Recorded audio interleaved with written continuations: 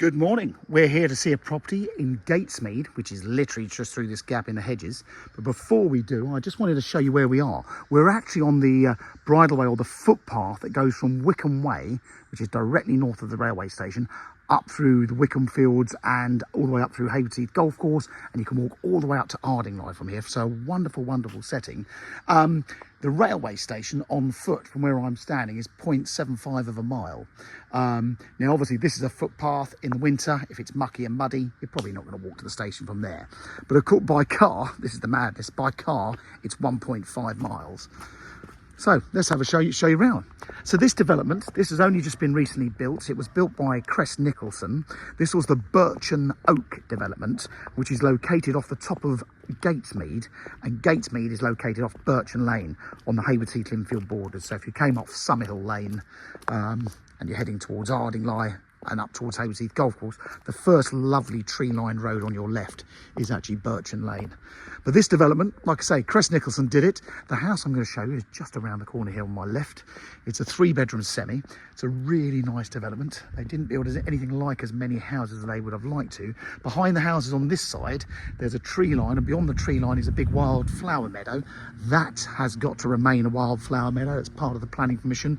And like all these lovely new developments, there's loads of little parks and children's play areas to have a look around. So it's a great location. So like I say, geographically, we're sort of north, just slightly northeast of Haywards Heath railway station, on the Haywards Heath Linfield borders. Schools wise, you fall into the catchment area for the primary schools, and obviously both in Linfield and Oathall Community College over in on the Linfield side as well. So very easy position. So this is the house I'm going to show you. Now, this is quite deceptive. This is a lot deeper than it looks, this house. So actually you've got 3 very big bedrooms, great big hallway and stuff. So let's show you around. So first things first, we've got a driveway there for 2 cars. If you really had to, you'll see when we go around into the back garden in a minute, there's actually room the other side of that gate. So if you needed another parking space, you could always put gates in there, or even sadly sacrifice your front garden if you really had to. But look, we're not in an area, there's no yellow lines on the road, so if you had a few people coming around for a party or so on, there's plenty of room to park in an unrestricted area. Obviously, the nearer the station you get, the tougher parking gets. So come inside number 48. I'm going to keep my shoes on whilst we're downstairs, because I want to take you out into the garden before we go upstairs. So here we are, great big entrance hall. The owners, like I say, they bought it in 2019 from Crest. It's got an understairs cupboard in here. They've had this lovely Antico herringbone flooring put throughout the hall and in the living room. At the front, got a nice sized kitchen. Everything's built in. So we've got an oven, a hob, fridge, freezer, dishwasher, and the washing machine. They have actually got the door. They've replaced that washing machine. They've actually got the door to go on there. So it is an integrated washing machine there. That's all overlooking the front. This is just a freestanding island, so that's not necessarily included. The owners might sell it if you want it. And then downstairs loo, great big cloakrooms in these places. What I have seen being done in some of these developments, the wall or the door is actually on this recess here. So imagine this is an enormous cloakroom, and some people have actually put a shower room in there or made it into a utility room. So you've got possibilities there. And at the back, the living room. So again, the flooring continues in here. Plenty of room, as you can see, for an enormous corner sofa. They've got another lovely big lover's chair there, and of course table and chairs. And don't make the mistake I made. I thought that was lovely panelling, and it is lovely panelling, but it's actually wallpaper, really nicely done. And then come outside. This is where this house leaves other modern developments for dust. Because they couldn't build anything like as many houses they wanted to here, you've got some fantastic sized gardens. Now the garden here, I've measured off the back of the house down to the fence, is 78 feet and it's 26 feet wide. But before we walk down there, I just want to show you around that side section. So this is where I was saying, if you really wanted another parking space, you could always move that fence forward. They've got a little timber shed here. But look at this, off the decking area. This was one of those lockdown projects.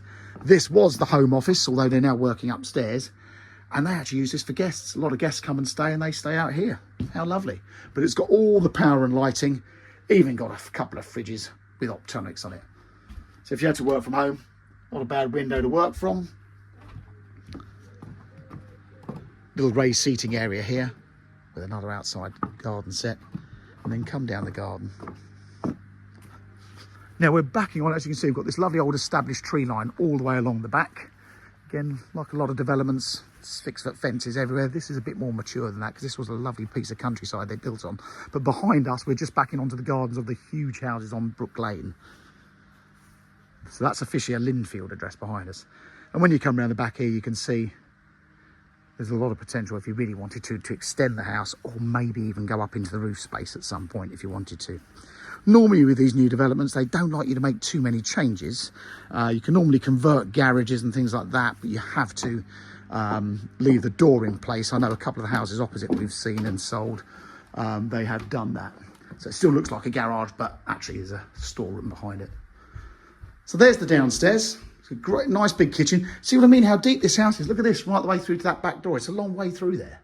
So it's big. I don't know the square footage today, but I'm sure it'll be on the floor plans. But this is definitely a bigger than average 3-bedroom semi. And then upstairs, this is the smallest bedroom, which again, by today's standards, you'd get a double bed in here quite easily. This is currently the home office. Lovely big window. Look at that outlook. Not a bad day to show you around either. So that's the little bedroom, which, like I say, small double. Back bedroom. This is a big one. They've just got a big freestanding wardrobe in there, but this is a huge bedroom. Again, you could have made an ensuite in part of these bedroom spaces if you wanted to. Same outlook to the rear. Sorry, I say that Brook Lane, you're backing onto the other part of this development behind. Brook Lane is beyond that. And then this is the main bedroom. As you can see, they have got an enormous bed in here. That's not a problem. And that's overlooking the front.